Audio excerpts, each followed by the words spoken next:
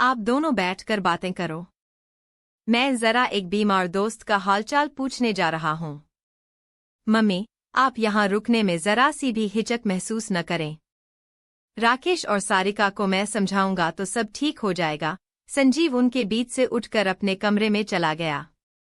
कुछ देर बाद वह तैयार होकर बाहर चला गया। उसके बदन से आ रही इत्र की खुशबू को अंजलि ने तो नहीं, पर आरती ने जरूर नोट किया। कौन सा दोस्त बीमार है संजीव का? आरती ने अपने स्वर को सामान्य रखते हुए अंजलि से पूछा। मुझे पता नहीं, अंजलि ने लापरवाह स्वर में जवाब दिया। बेटी, पति के दोस्तों की, उसके ऑफिस की गतिविधियों की जानकारी हर समझदार पत्नी को रखनी चाहिए।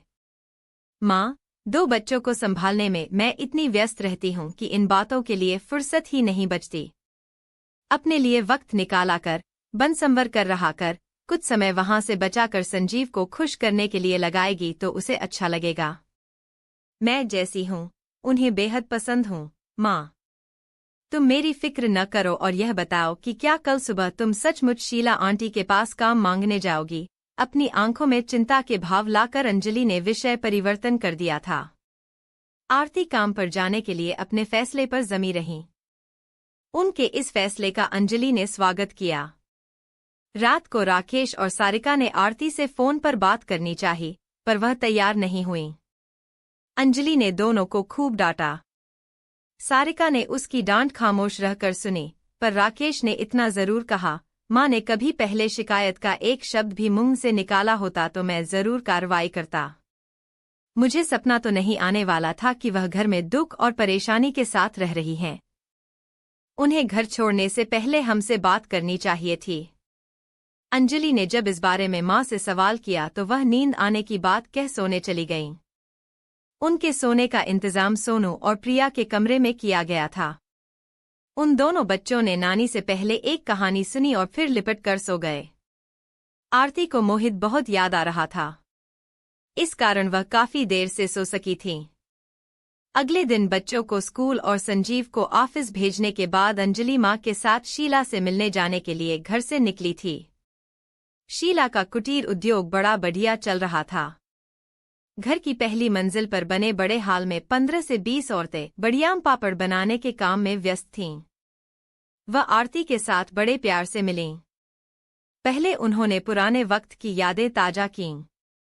चाय नाश्ते के बाद आरती ने उन्हें अपने आने का मकसद बताया तो वह पहले तो चौंकी और फिर गहरी सांस छोड़कर मुस्कराने लगीं। अगर दिल करे तो अपनी परेशानियों की चर्चा करके अपना मन जरूर हल्का कर लेना, आरती। कभी तुम मेरा सहारा बनी थी और आज फिर तुम्हारा साथ पाकर मैं खुश हूँ। मेरा दायां हाथ बनकर तुम चाहो तो आज से ही काम की देखभाल में हाथ बटाओ। अपनी सहेली की यह बात सुनकर आरती की पलकें नम हो उठी थीं। आरती और अंजलि ने वर्षों बाद पापड़ बड़ियां बनाने का काम किया। उन दोनों की कुशलता जल्दी ही लौट आई। बहुत मजा आ रहा था दोनों को काम करने में। कब लंच का समय हो गया उन्हें पता ही नहीं चला। अंजलि घर लौट गई क्योंकि बच्चों के स्कूल से लौटने का समय हो रहा था। आरती को शीला ने अपने साथ खाना खिलाया। आरती शाम को घर लौटी तो बहुत प्रसन्न थी। संजीव को उन्होंने अपने उस दिन के अनुभव बड़े जोश के साथ सुनाए। रात को 8 बजे के करीब राकेश और सारिका मोहित को साथ लेकर वहां आ पहुंचे।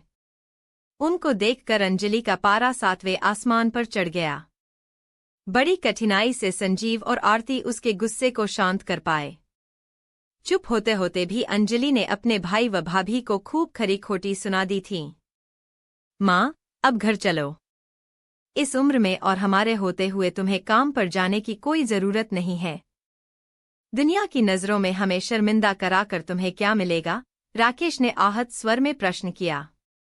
मैं इस बारे में कुछ नहीं कहना सुनना चाहती हूँ।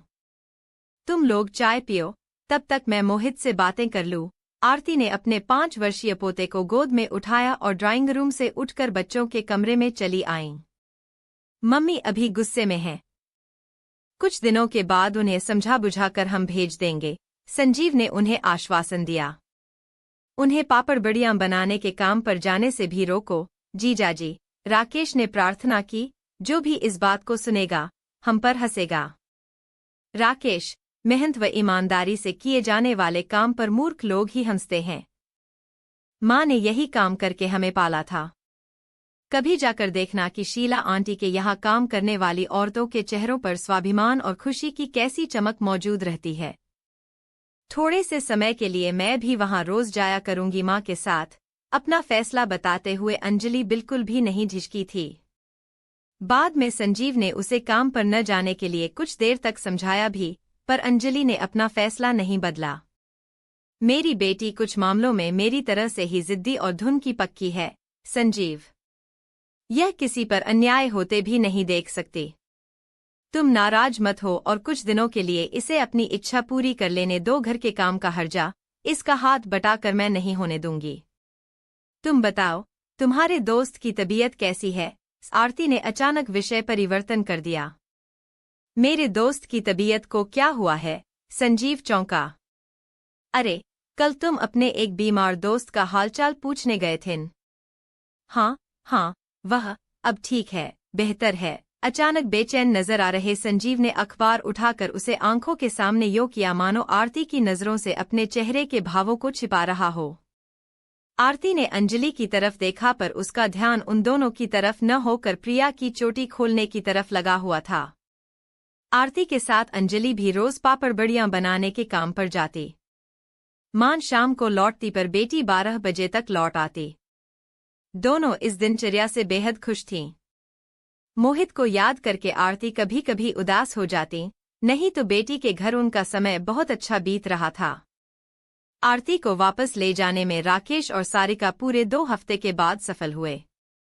आया की देखभाल मोहित के लिए अच्छी नहीं है मम्मी, वह चिड़चिड़ा और कमजोर होता जा रहा है। सारा घर आपकी गैरमौजूदगी में बिखर सा गया है।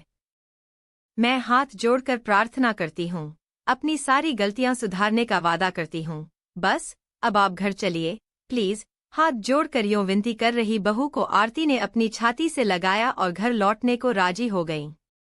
अंजलि ने पहले ही यह सुनिश्चित करवा लिया कि घर में झाड़ू पोछा करने व बर्तन मांजने वाली बाई आती रहेगी।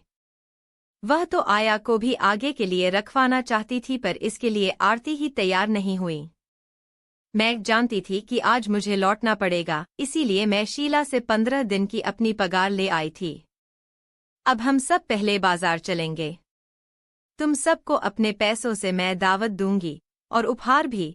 आरती की इस घोषणा को सुनकर बच्चों ने तालियां बजाईं और खुशी से मुस्करा उठे।